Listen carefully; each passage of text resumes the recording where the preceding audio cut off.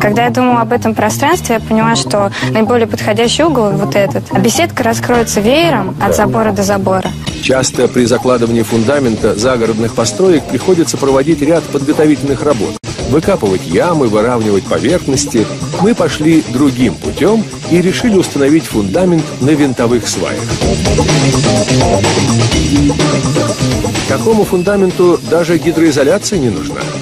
Обрезаем каждую сваю по уровню и привариваем металлические оголовки.